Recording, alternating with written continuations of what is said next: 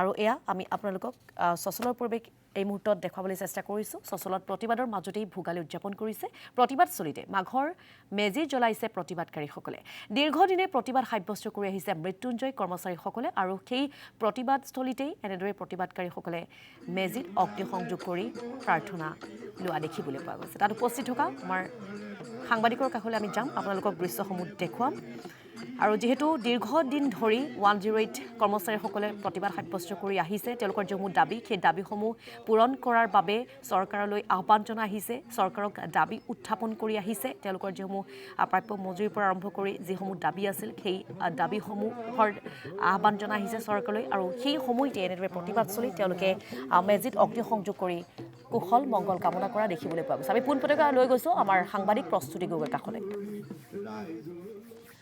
হয় ঋতুমণি আমি পোনপটীয়াকৈ সেই পৰিৱেশটো দেখুৱাইছোঁ আজি এয়া কোনো আচলতে গাঁৱৰ পৰিৱেশ বা কোনো পৰিয়ালৰ পৰিৱেশ নহয় এয়া হৈছে সচলৰ যি প্ৰতিবাদস্থলী সেই প্ৰতিবাদস্থলীৰ পৰিৱেশ প্ৰতিবাদস্থলীত যিসকল 108 অৰ্থাৎ মৃত্যুঞ্জয় কৰ্মচাৰী তেওঁলোকে দীৰ্ঘ সময়ৰ পৰা যিসমূহ তেওঁলোকৰ সমস্যা আছিল দাবী আছিল সেই দাবীক লৈ প্ৰতিবাদ কৰি আহিছিল আৰু প্ৰতিবাদস্থলীতে তেওঁলোকে অনিৰ্দিষ্টকালীন যিহেতু প্ৰতিবাদ কৰিছিল উৰুকা নিশাটো তেওঁলোকে ঘৰত নহয় তেওঁলোকে সচলৰ যি প্ৰতিবাদস্থলী সেই প্ৰতিবাদস্থলীতেই নিশাটো কটাইছে আৰু উৰুকা নিশাটো পৰিয়ালৰ পৰা আঁতৰত থাকি তেওঁলোকৰ দাবী তেওঁলোকৰ যিসমূহ আচলতে সমস্যা আছে সেই সমস্যা যাতে চৰকাৰৰ দৃষ্টিগোচৰ হয় বা কৰ্ণগোচৰ হয় তাৰ বাবে তেওঁলোকে দীৰ্ঘ সময়ৰ পৰা প্ৰতিবাদ কৰি আহিছিল আৰু আজি এইদৰে তেওঁলোকে সচলৰ যি প্ৰতিবাদস্থলী আছে সেই সচলৰ প্ৰতিবাদস্থলীতেই মেজিত অগ্নিসংযোগ কৰিবলৈ লৈছে ইয়াতে মেজি জ্বলাইছে তেওঁলোকে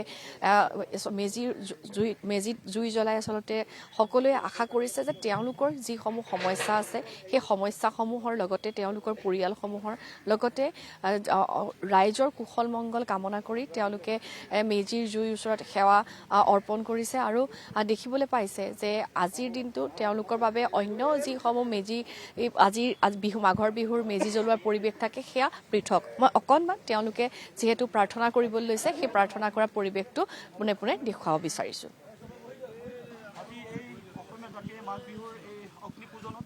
আমি সমবেত হৈ তেখেতৰ চৰণত পৰম ব্ৰহ্ম তেখেতৰ চৰণত আজি সমবেত হৈ এগৰাকী ধৰ্মৰ বন্তি প্ৰজ্বলিত কৰি এই কৰ্মভাগী কৰিব ওলাইছোঁ ইয়াতে সেই পৰম ব্ৰহ্মৰাদিৰ অনন্ত চৰণত এটি প্ৰাৰ্থনা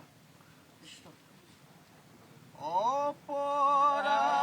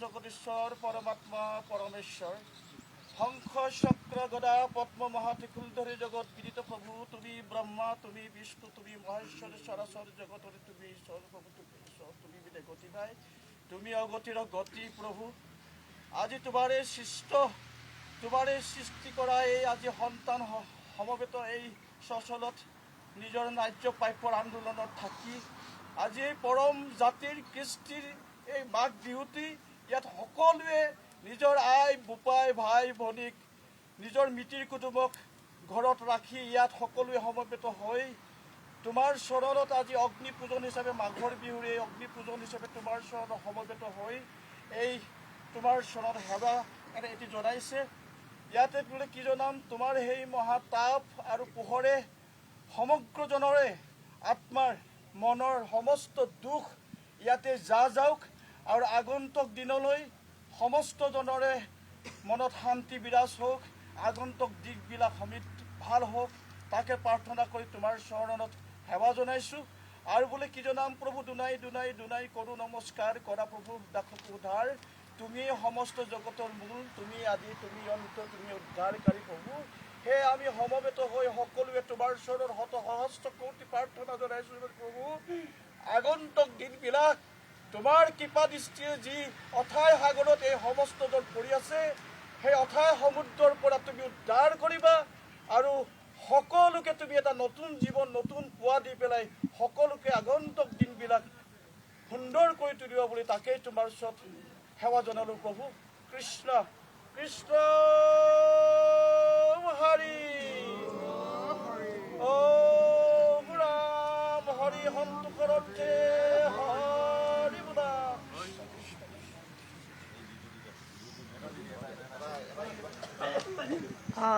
আৰু ঋতুমণি দেখিছে যে তেওঁলোকে প্ৰাৰ্থনা কৰিছে যে তেওঁলোক আজি পৰিয়ালৰ পৰা দূৰত থাকি এইদৰে বিহুটো উদযাপন কৰিব লগা হৈছে। গতিকে ভগৱানে বা নেদেখাজনে তেওঁলোকৰ সেই যি সমস্যা বা তেওঁলোকৰ যিখিনি ন্যায্য প্ৰাপ্তিৰ প্ৰতিবাদ বা যুঁজখন, সেই যুঁজখন যাতে সফল হয় তাৰ বাবে তেওঁলোকে সকলোৱে ঈশ্বৰৰ ওচৰত আশীৰ্বাদ বিচাৰি এইদৰে মাঘৰ যি মেজি, সেই মেজিত অগ্নি সংযোগ কৰিছে, সকলোৱে আশীৰ্বাদ বিচাৰিছে, সকলোৱে ঘৰখনৰ পৰা আঁতৰি থাকি। কাৰণ অসমৰ বিভিন্ন প্ৰান্তৰ যিসকল মৃত্যুঞ্জয় কৰ্মচাৰী আছিল, তেওঁলোকে সচলত দীৰ্ঘ সময় ধৰি তেওঁলোকৰ ন্যায্য প্ৰাপ্তিৰ দাবীত প্ৰতিবাদ কৰি আহিছিল আৰু প্ৰতিবাদ কৰি থকাৰ মাজতেই যিহেতু মাঘৰ বিহুৰ এই সচলৰ প্ৰতিবাদস্থলীত থাকি নিশাটো ইয়াতে কটাই তেওঁলোকে আজি এই প্ৰতিবাদস্থলীতেই যি মেজি, সেই মেজি জ্বলাইছে আৰু আশীৰ্বাদ বিচাৰিছে সকলোৱে।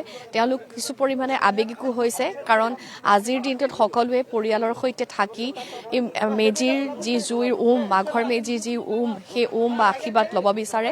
কিন্তু তেওঁলোকৰ দাবীসমূহ পূৰণ নোহোৱাৰ বাবে, তেওঁলোকৰ চাকৰিৰ যিটো সংকট, সেই সংকটটোৰ বাবে আজি এইদৰে পৰিয়ালৰ পৰা আঁতৰত থাকি তেওঁলোকে ইয়াতে উৰুকাও পালিব লগা হৈছে। সমান্তৰালকৈ আজি মাঘৰ বিহু, সেই মাঘ বিহু পালন কৰিব লগা হৈছে। সেইটোত তেওঁলোকে দুখ প্ৰকাশ কৰিছে। তেওঁলোকে এটাই বিচাৰিছে যে চৰকাৰে তেওঁলোকৰ দাবীসমূহ পূৰণ কৰক, তেওঁলোকৰ যিসমূহ ন্যায্য প্ৰাপ্তিৰ যুঁজ আছে সেই যুঁজখন যাতে চৰকাৰে বুজক, তেওঁলোকে তাকেই দাবী জনাইছে। মই তেওঁলোকৰ কিছু পৰিমাণে মন্তব্য ল'বলৈও চেষ্টা কৰিম। অকণমান আপোনালোকৰ ওচৰলৈ আহিছোঁ। আজি বিহু, কিন্তু বিহুৰ দিনটোতো আপোনালোকে ইয়াত আচলতে পৰিয়ালৰ পৰা আঁতৰত থাকি বিহু পালন কৰিব লগা হৈছে। আপোনালোকৰ দাবীসমূহ আছে, কি ক'ব বিচাৰিব? নিশ্চয়কৈ অতি দুৰ্ভাগ্যবশতঃ আজি এই বিহুৰ দিনা আমি নিজৰ ঘৰখনৰ লগত, নিজৰ পৰিয়ালৰ লগত, নিজৰ অঞ্চলৰ লগত থাকিব লাগিছিল, কিন্তু আমি আজি উপায়হীন। আজি ৪৪টা দিন অতিক্ৰম কৰাৰ পিছতো আমাৰ যি ন্যায্য প্ৰাপ্তি অধিকাৰ দাবীত আমি কৰ্মৱৰ্তী সিদ্ধান্ত লৈছিলোঁ, কিন্তু আজিও আমাক চৰকাৰখনে বা অসম চৰকাৰৰ শ্ৰম বিভাগ হওক, NSM বিভাগ হওক, আমাৰ সমস্যা সমাধান কৰি দিবলৈ তেখেতলোকে সময় নাপাল। আমি আজি ঘৰত থকা বাদে আজি আমি এই সচলত এনেদৰে বিহু উদযাপন কৰিবলগীয়া হৈছে। অতি দুখৰ বিষয়, খুব দুখ লাগিছে। আজি ঘৰখনলৈ মনত পৰিছে, মা দেউতালৈ মনত পৰিছে। বিহু দিনত আমি সদায় গাঁৱত যেনেদৰে বিহু উদযাপন কৰোঁ, সেই পৰিৱেশটো এবাৰ আমি নাপালোঁ। আমি মাত্ৰ আহিছিলোঁ নিজৰ ন্যায্য প্ৰাপ্তিৰ কাৰণে আহিছিলোঁ। আমি ৰাজনীতি কৰিব অহা নাছিলোঁ, আমি ৰাজনীতি কৰিব নাজানো। এই বহিৰাগত কোম্পানীটোক অসম চৰকাৰে যেনেকৈ বৰবিয়া পাৰি দিছে, লুণ্ঠন কৰিবলৈ অসমৰ ৰাইজক সেৱাৰ পৰা বঞ্চিত কৰিব যেনে বৰবিয়া পাৰি দিছে, প্ৰতিটো কামতে, প্ৰতিটো বস্তুতে তেখেতলোকে লুণ্ঠন, প্ৰতিটো অন্যায় অত্যাচাৰ কৰি আহিছে। এইখিনি ৰোধ কৰিবৰ বাবেহে আমি এনেদৰে প্ৰতিবাদী কাৰ্যসূচী ল'ব লগা হৈছিল। কিন্তু আমি ৪৪টা অতিক্ৰম কৰাৰ পিছতো আমাৰ সমস্যাখিনি তেখেতলোকে সমাধান কৰিবলৈ সময় নাপাল। আমাক আজি বিহু, এই হেঁপাহৰ ভোগালী বিহু, এই অসমীয়া মানুহসকলক, আমি খিলঞ্জীয়া হয়, থলগিৰি মানুহ হয়, এই অসমীয়া মানুহখিনিক আজি এনেদৰে এই সচলত গুৱাহাটীত আমি থাকিবলগীয়া হৈছে। খুব দুখ লাগিছে। আমি আশা কৰিম, অসম চৰকাৰলৈ আশা কৰিম, আমি হ'লেও অসমীয়া খিলঞ্জীয়া মানুহ হয়, আমি কোনো বাহিৰৰ পৰা অহা বিদেশী নহয়। সেই বহিৰাগত কোম্পানীটোক আপোনালোকে অসমৰ ৰাইজক লুণ্ঠন কৰিবৰ কাৰণে, আকৌ অসমৰ কৰ্মচাৰীসকলক লুণ্ঠন কৰিবৰ কাৰণে আপোনালোকে সুবিধা প্ৰদান কৰি দিছে। আমি আপোনালোক বাৰে বাৰে আহ্বান কৰিছোঁ, আপোনালোক প্ৰতিটো সময়তে আমি তেখেতলোকৰ যি তেখেতলোকৰ গিভেঞ্জেছ যি আছিলে সকলোখিনি আপোনালোকক অৱগত কৰাৰ পিছতো আপোনালোকে কিয় এই কোম্পানীটোক নাকি লগাব পৰা নাই। অনুৰোধ জনাম, আজি বিহুৰ দিনাৰ ওপৰত অনুৰোধ জনাইছোঁ যে এই বহিৰাগত প্ৰতিষ্ঠানটোক নাকি লগাই আমাৰ কৰ্মচাৰীসকলক পুনৰ ৰাইজক সেৱা কৰিবলৈ আগবঢ়াই দিয়ে যেন। ধন্যবাদ। বিহুটো আচলতে ব্যতিক্ৰম হৈছে, কাৰণ পৰিয়ালৰ পৰা দূৰত থাকি প্ৰতিবাদস্থলীত আপোনালোকে মেজি জ্বলাব লগা হয়। আজি যথেষ্ট দুখ লাগিছে, যিহেতু আমি ঘৰৰ পৰা আঁতৰত আহি আজি আমি প্ৰথমবাৰলৈ এনেকৈ বিহু উদযাপন কৰিবলগীয়া হৈছে। আমি আজি 44টা দিন ইয়াতে পাৰ কৰিবলগীয়া হৈছে। আমাৰ সৰু সৰু কিছুমান ন্যায্য প্ৰাপ্তিৰ কাৰণে আমি ইয়াত আজি বহি থাকিবলগীয়া হৈছে। মই আজি আমাৰ ওপৰত অন্যায় চলি আছে, সেই অন্যায় আজি এই মেজিৰ জুই হেৰিয়তে নাশ হওক বুলি মই আশা ৰাখিছোঁ। আৰু অসমৰ মুখ্যমন্ত্ৰী ডাঙৰীয়াক আমাৰ অনুৰোধ জনাইছোঁ, আমাৰ যাতে 44 দিনীয়া যি আমাৰ অতিক্ৰম কৰিলে আৰু যাতে আমাক ইয়াত ৰখাই নথৈ আমাৰ সৰু সৰু যিকেইটা ন্যায্য দাবী আছিলে এইকেইটা পূৰণ কৰিবৰ কাৰণে মই মুখ্যমন্ত্ৰী ডাঙৰীয়াক অনুৰোধ জনাইছোঁ। ঘৰ আপোনাৰ আহিছোঁ মই। আজি আমি এনেকৈ বিহুৰ দিনাখন, মাঘৰ বিহুৰ দিনাখন আজি আমি চচলত আমাৰ মেজি জ্বলাব লগা হৈছে। আচলতে আমি পোনপ্ৰথমে এই মেজিৰ জুইৰ ওচৰৰ পৰা আমি প্ৰাৰ্থনা কৰিছোঁ যে সকলো অপায় অমংগল, আমাৰ ওপৰত কৰ্মচাৰীসকলৰ ওপৰত চলা অন্যায় অত্যাচাৰ দুৰ্নীতি, অসমবাসী ৰাইজৰ ওপৰত, অসমৰ স্বাস্থ্য বিভাগৰ ওপৰত, অসমৰ জন্ম মৃত্যুৰ লগত খেলা কৰা এই বহিৰাগত কোম্পানীটোৰ অন্যায় দুৰ্নীতি শোষণ এই জুইত জাহ যাওক, তাৰে কামনা কৰিছোঁ। আজি অন্যায়ভাৱে আজি 45টা দিন আমি ইয়াত অতিবাহিত কৰিব লগা হ'ল। আৰু কিয় অতিবাহিত কৰিব লগা হ'ল?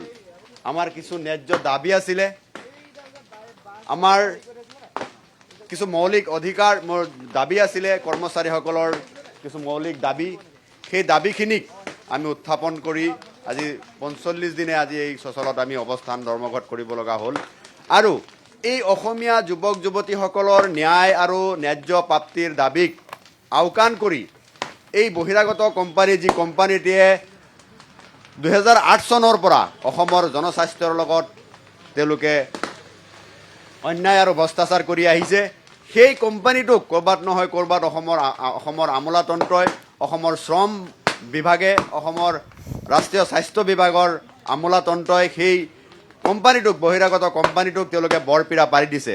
তাৰ বিপৰীতে এই খিলঞ্জীয়া 3000 অসমীয়া কৰ্মচাৰী, যিসকলে খাটি খাই নিজৰ জীৱন নিৰ্বাহ কৰাত বিশ্বাস কৰে, যোনে শ্ৰমৰ প্ৰতি বিশ্বাসী, আমি শ্ৰম কৰি পেলাই আমাৰ কামৰ মজুৰি নাপাওঁ।